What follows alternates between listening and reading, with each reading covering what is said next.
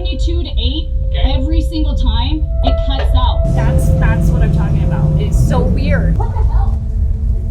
Like, what? We took it on the dyno. I don't understand. I couldn't get a freaking clean lap in because the tune's all I don't know what to do. Like, if I can't, I'm driving out to a weekend again and not have my car run.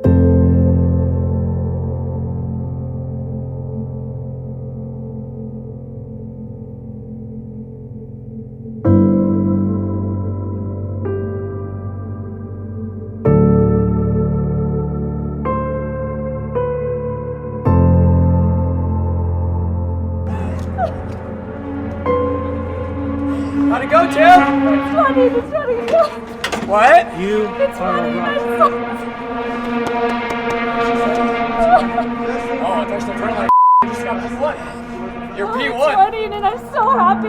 Dippers! Good job. I ran so good. We ran with an attempt of each other. Good job. Good job. Oh, that's so fun. Awesome.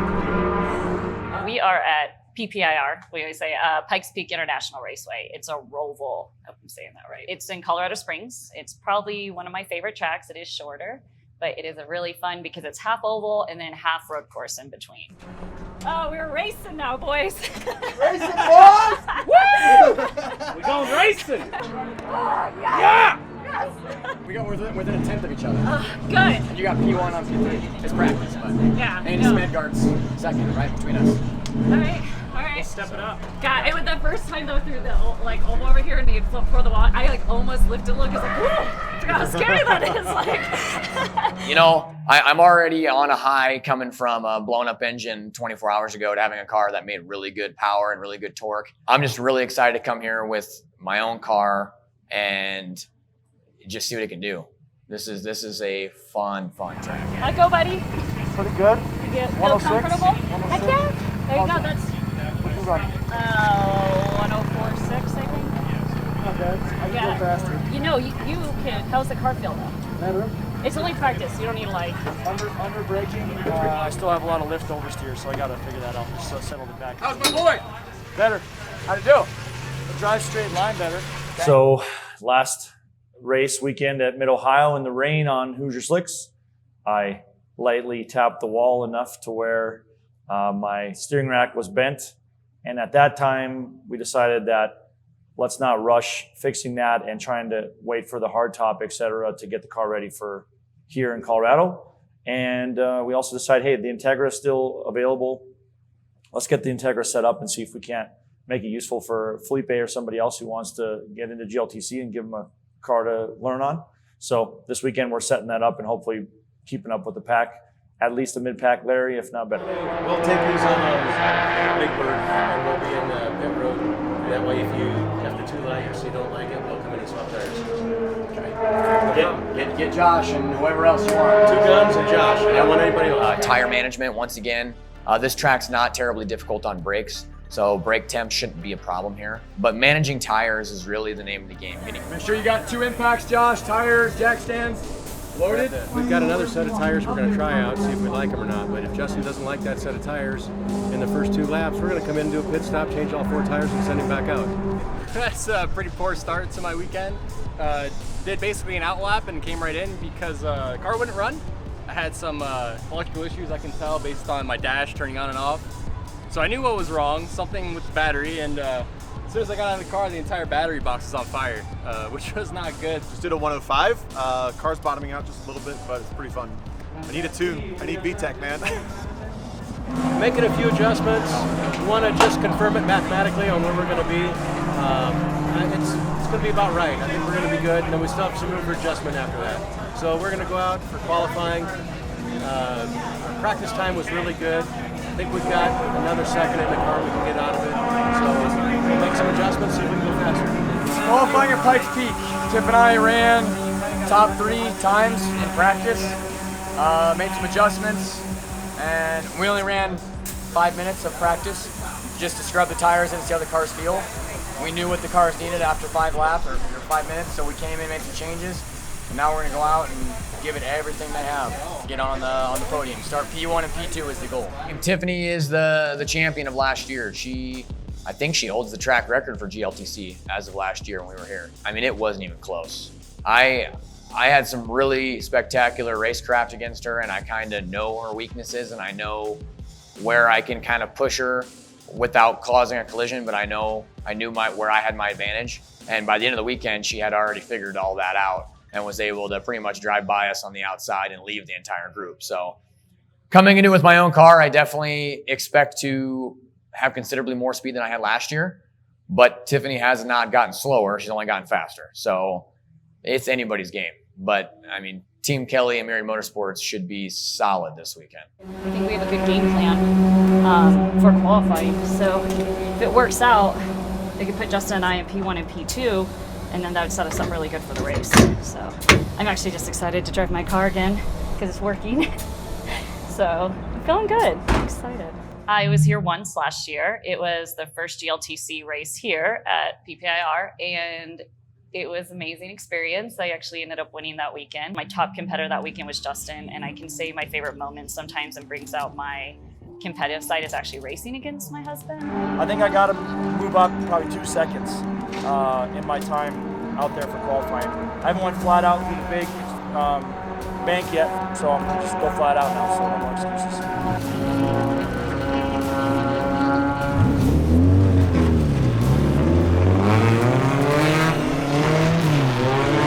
Well, we're running some qualifying laps. We're going to see how these tires are working, and if he doesn't like them, we're going to change them out.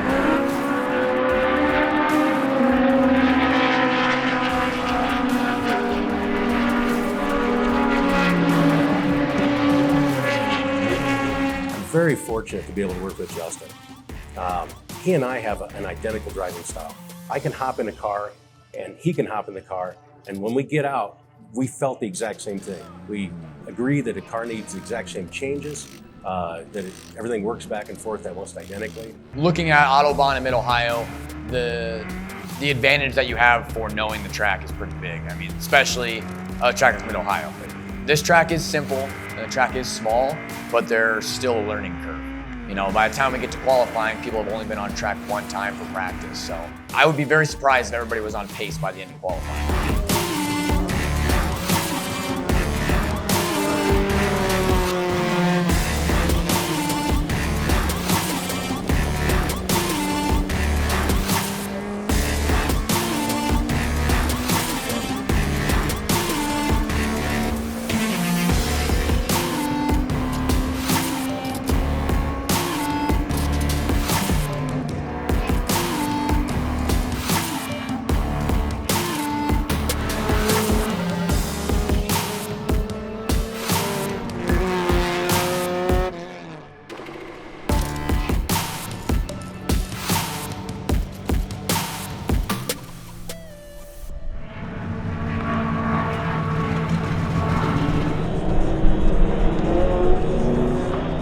Wasn't my best. I think I'm in P4. She second guesses herself on her abilities, and she is probably one of the top drivers out here.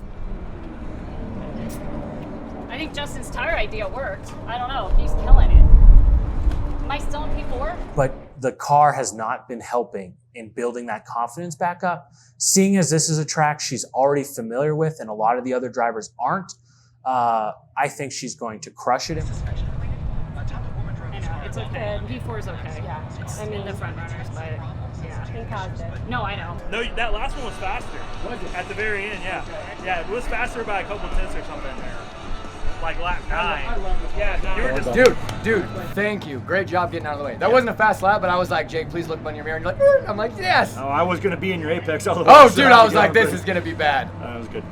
Yeah, good job. And I had enough momentum to get all the way. Dude, nice work. Second? Yeah.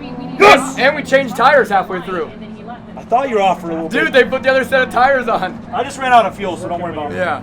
Well, we went out there and ran a pretty good time. Got P position 2 for qualifying. Car's working good, but we're a little bit slower down the straightaway than we want to be, and we're a little bit loose in a few spots in the corners. So we're going to make a couple of more rear-end adjustments to try and make the car hook the track a little bit better and ride a little bit straighter on the banking. So a couple small adjustments, maybe a click here and there, and we should be in good shape, hopefully. We'll give it a shot, see what happens. Hopefully the setup changes I made for the race help. It's going to be a little bit cooler. I think the race starts at like 8:20 p.m., so that might help as well. So we'll see how the car does. P1, I think it was Andy Smedegard. I know he's really fast in that S2000, so hopefully I can keep up with that guy, and same with Justin. I think he qualified second. Two really fast rear-wheel drive cars, both S2000 power, so be interesting, but we'll see. I qualified 5th, and I'm shocked and thrilled and so excited. I'm probably going to drop like a rock in the race, but who cares? I qualified 5th and I got flashy lights, so I'm really excited. I ended up putting 2 fresh tires on the right side. I've been testing between Falcons and Hoosiers because I really want to know the difference between the street tires and the race tires for my own kind of learning. And I went from old Hoosiers to new Hoosiers and picked up almost 2 seconds. So that's a really good data point to have, knowing if I get all new Hoosiers, how fast the car might be. Tomorrow I'm going to try the Falcons too, so I know exactly the spread between all 3, and then take it from there as far as car prep goes. But I'm learning a good bit, and I'm super proud of how myself and the car are doing with how competitive this field is and how much room this car has to grow. I'm pretty happy. And it died on me in the qualifying, so I thought it was fuel, but it might have been the spark ignition, so let's see if she starts.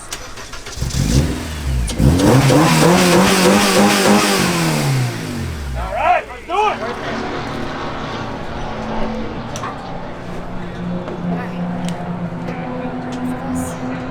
It's getting dark. I'm excited. Now that I know I can run the times. This car's capable. It's definitely, the car's not holding me back for sure. The beginning of the race is most important. I got to get by Smedegard at the beginning.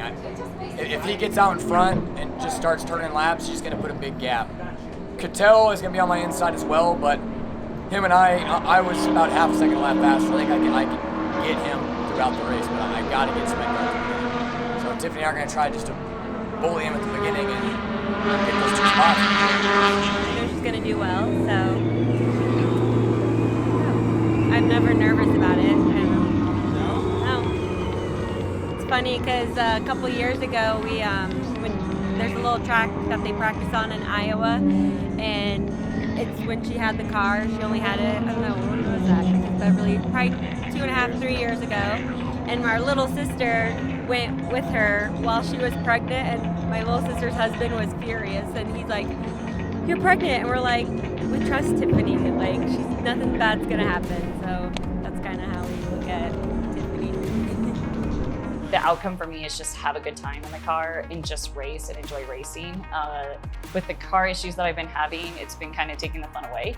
I know that's part of racing, but just to be able to go out, do some good laps, know that I'm doing well. And if I mess up, I want to know it's because I'm messing up, or if I'm doing well, it's because I'm doing well. I want to compete against myself really this weekend. And I want it to be not because of external factors like my car breaking. I don't know, it's really exciting for me to watch them. I'm always pretty emotional when I watch them. I get a little choked up. And then when I see Tiffany cry or something, that makes me even more emotional. So, but very excited. Night races are always epic. Last year we did 1 night race. It had to rain as well. And it was at Gingerman, who doesn't have any lights. So Gridlife did put some corner lights up so you could at least see the apexes. But it was dark and it was slick. So out here we have the lights for the oval, so it's pretty bright. At Gridlife Alpine Horizon, this is Gridlife Touring Cup, the 5th round of the 2020 season. Green flag flies and we're racing, and a great start by Tom O'Gorman, flying through the field as he comes across the start finish. Was that a jump maybe for O'Gorman? Down towards turn number 1 on the oval, 3 wide with Smedegard in the middle, up on the high side. That's Justin Kelly. Can he get there? Car on the apron. Whoa, that was really dicey. And I think that's O'Gorman dropping to the back of the field. He might already know that there might be a penalty coming, so he's going to head to the back. A big, big mistake. Justin Kelly out in front as they head to turn number 3. Underglow on that car as he rockets off into the 3rd corner and slams on the binders, downshifting for the corner. Up in front, though, that looks like the 117 of Cox, who's found his way out front. I'm not sure if that's where he scored or if he got a jump start or if he was behind everybody, but a wild, chaotic start at Pikes Peak International Raceway. The 117 leads the way down through the infield. Behind him, Justin Kelly in the 86. with no headlights on that car, so he better hope he can see. In third place, here's Eric Kutil in the 82. Riding in behind, we thought that car would be dominant. He has not been so far this weekend. Through the middle of the infield section, a crazy start, and got Abe Schmucker back in here. Abe, we saw a crazy launch to the green flag. Tom O'Gorman came rocketing through the field. Chaos and confusion. He dropped to the back, but looks like Stephen Cox going to lead the way through in the 117 in his C5 Corvette.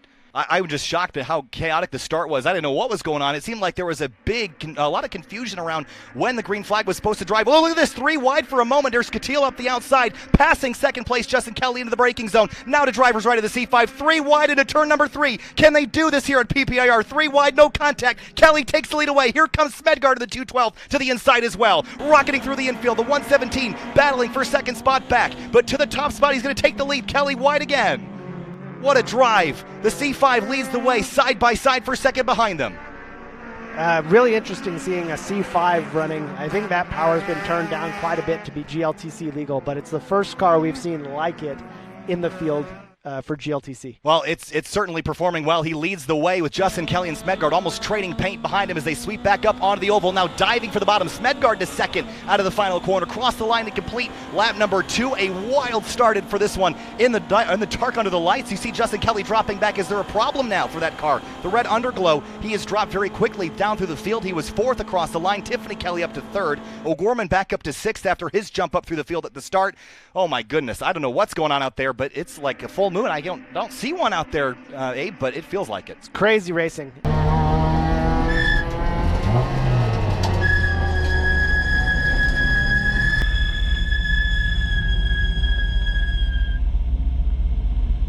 He's right there in the slipstream now, in the background, the dark cars of the Myriad Motorsports team, slipstreaming, drafting together like NASCAR plate racing off into turn number 1. Cox and Smedegard battling for the top spot. Who's going to get this one done? We've still got a long way to go. Only 3 minutes in. It feels like it's been an hour. Side by side at the exit of turn 2, but Smedegard's going to back off, maybe cool the tires down and take another lunge at the C5. Where is his car stronger? Whoa, look at the brakes. that's Tiffany Kelly way up the inside in turn number 3, and she's going to go hard left to try to stay up on the curb, and she loses a ton of ground at corner exit. Just coming in a little bit hot there. Maybe she saw a gap that looked like it closed pretty quickly. Eric Kutil, he's dropped way out, down to 12th. I'm not sure if he's even still out on the racetrack. He's a lap down now, so maybe an issue for the 82. Now right on the rear bumper, that's Justin Kelly, the S2000 powered FRS, giving a push maybe to the back of Smedegard into NASCAR turn 1. Tiffany Kelly has fallen off in the darkness, back to 4th place. Big jump over the curb for Justin Kelly, side by side through the infield now here at Pikes Peak International Raceway. Cox hangs on to 2nd. Great racing here between positions 2 and 3. Justin Kelly is driving well. We'll see if he's able to make this pass on Cox. Again, another 7 minutes left, but look at the crossover at the exit. Cox runs wide. Here comes Kelly up the inside, driver's right. Door gets slammed, sparks flying as he jumps the curbs. Fantastic battle. Look at this, side by side again. Kelly on driver's left into the braking zone. Oh, Door gets slammed there. He's going to go up the inside late, downshifting, side by side through turn number 3. Can he get the power down this time? Looks like he does. He's been able to get it here. There is Tiffany Kelly. I don't know where she is on the racetrack position-wise because of the timing issue, but she has kind of fallen out of that lead battle. Andy Smedegard, checkered flag going to wave as he comes on through, and it looks like, is that checkered or white? I can't tell. It looks like it might be a checkered. Yep, I think it is a checkered. And for Andy Smedegard, he'll take the victory here at Gridlife Touring Cup, Pikes Peak International Raceway for Gridlife Alpine Horizon. He takes it. Justin Kelly, 2nd place. Stephen Cox in 3rd. Tom O'Gorman will come home in 4th. A wild, wild race. Well, that's the scariest race I've ever had because I couldn't see. I blew because they were. I couldn't. I was estimating where it was, and that's why I blew it. I was guessing, and my hands started shaking because I was like, I don't know where it's at. Like I was like trying to guess to, and then they would like all of a sudden a cone would come. I'm like, oh, that's not it. That's not it. I tried, and the passing in the beginning was so fun. Like everybody was being super fast. Yeah. Wow. For all the effort we put forward today, we finished P2. Hell of a day. We'll take it any day. Anytime you can finish in that top 5 in this group of guys, it's pretty awesome. A lot of good competition, fun racetrack. A little bit dark tonight for no headlights. A little sketchy out there, but Justin had her handled, had her covered. Thanks. God, Andy's fast. You are out of your mind. What does she do? Everybody, dude, we're going into 5 off the banking. No good. It's Smedegard. No, the vet. Yeah. Smedegard, me, and Tiffany's like kind of inside. They hit their brakes and Tiffany went like another 200 foot. Wait, dude, passed them both in the braking zone, jumped the rumble strip, and I know exactly what happened. She couldn't get in gear because she can't shift 9 gears in 20 foot. So then she was in no gears, and I was like, whoa, like almost hit her. Tiffany, that's the dive bomb Adam was talking about. I know. Nobody saw the green flag. Not a single person. That was a disaster. You were aggressive Good too. job.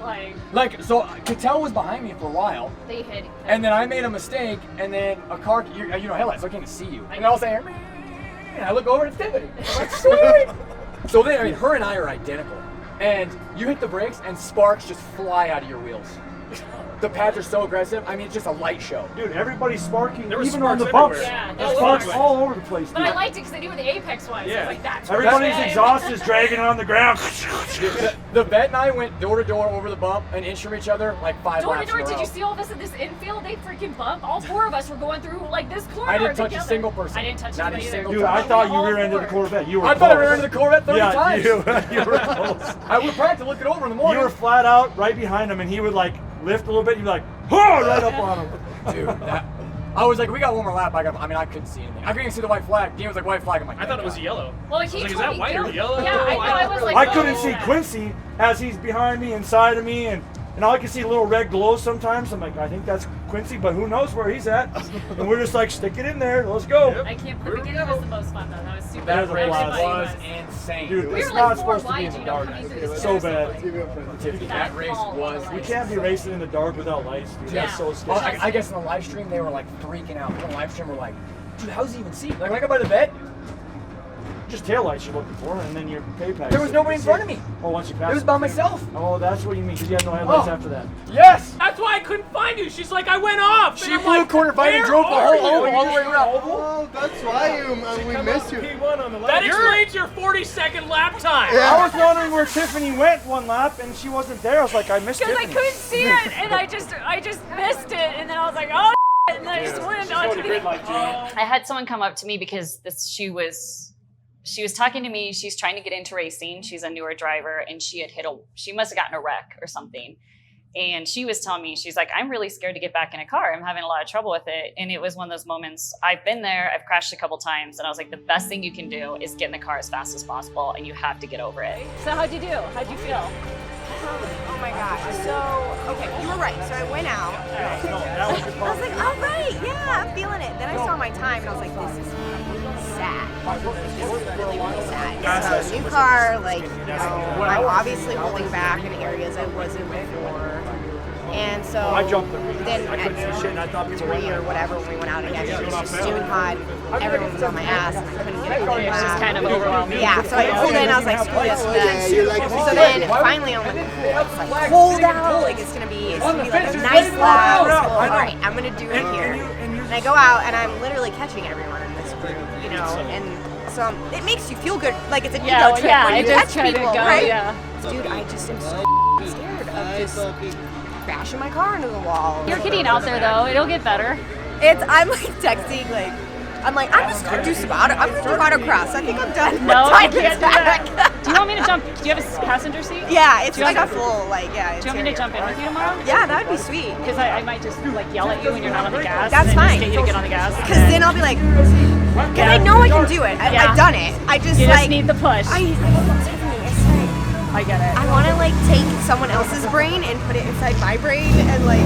I get it. You just need your confidence back. I go through it all the time. I still go through it. So I'll jump in with you tomorrow. Let's do that. It was nice to see her reaction because after she found out that I had crashed, she's like, really? And she couldn't believe that I'm still racing and doing as good. And it kind of motivated her and encouraged her and inspired her. And I think those were moments too where it was like, okay, doing this, it helps other drivers and inspire them to do better, even when there's down moments, because that's racing. You're gonna have your ups and downs, but being able to encourage people to keep doing it, that's a great feeling.